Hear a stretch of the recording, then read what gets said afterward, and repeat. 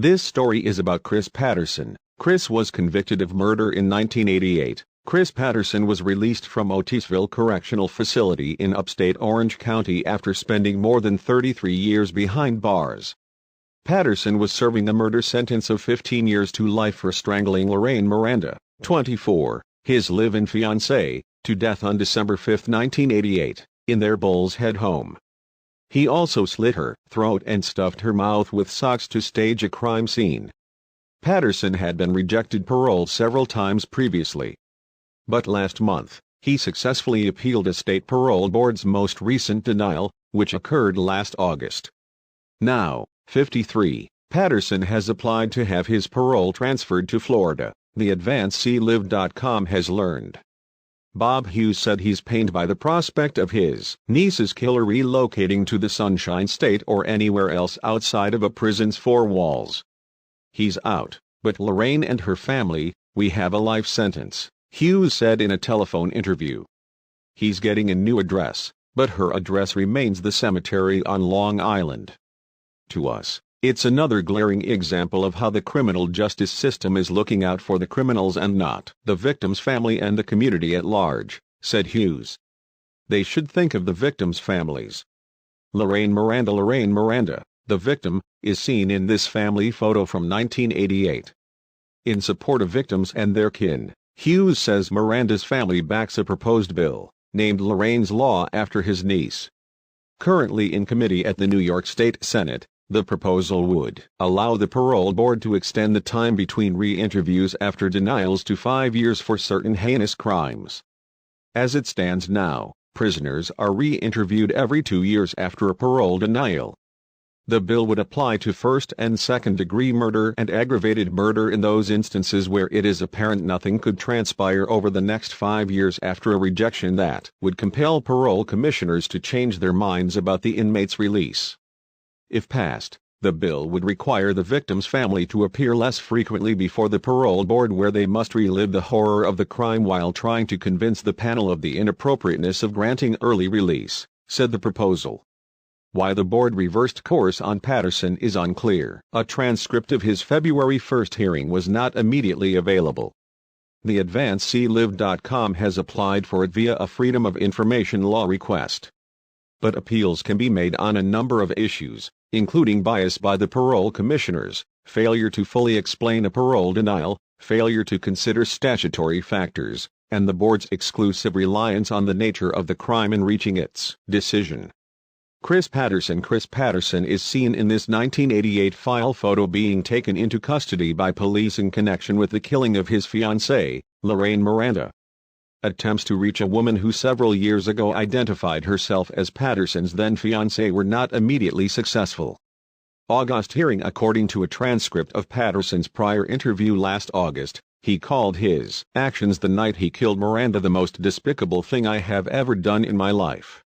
Patterson told the board he was high and lost my mind during a heated argument over his drug spending. As I stated in my personal statement, I'd just like to humbly apologize to deleted family, he said. I understand their animosity toward me, because I would be in the same position as they are. But, looking back, Patterson insisted he's not the same man he was that terrible night more than 3 decades ago. The person I was 33 years ago no longer exists. A transcript of the interview quoted him as saying, I decided to change myself, and I think I'm doing a good job. And if I was given the opportunity for release, I know I could be a success, because I do have a lot of help out there to help keep me on the straight and narrow. Drugs and alcohol are gone from my life. A horrific scene. Authorities believe Patterson, then 20, killed Miranda sometime between 10:30 and 11 p.m. Lorraine Miranda is seen in this family photo from 1988. The victim was found slain in the couple's Gary Court apartment, her neck slashed, and her stomach gashed with 2 intersecting cuts, resembling a cross. 2 white cotton crew socks were stuffed down her mouth. Patterson initially told detectives he discovered his bride to be early on December 6, 1988, dead on the apartment floor. Several $100s were missing, he said. He said she had been slain when he had gone out to buy milk. But in a videotaped confession, Patterson later said he snapped while high on cocaine and booze. Prosecutors developed evidence showing the couple faced money trouble. Prosecutors believe Patterson strangled Miranda, then tried to portray the slaying as the result of a botched burglary, mutilating the victim with a 13-inch butcher knife. "We had been in argument about money because I spent all my money on cocaine and alcohol, so we got into an argument before we were going to sleep, and then I lost my mind," Patterson said at his hearing last August. "The argument just got out of hand, and I ended up strangling her." Patterson said the cash was intended to pay bills and buy Miranda's engagement ring. She and Patterson had planned to wed before events took a shocking and tragic turn. After realizing what he had done, Patterson said he concocted a crime scene to make it appear that someone else broke in. He said he slashed the victim's throat and tried to cut her open. The parole board had cited several factors when it rejected Patterson 7 months ago. In particular, the panel said his remorse for the pain and suffering he caused the victim and her kin was very limited. The board also said it was disturbed by Patterson's actions both in brutally killing the victim and trying to hide the crime.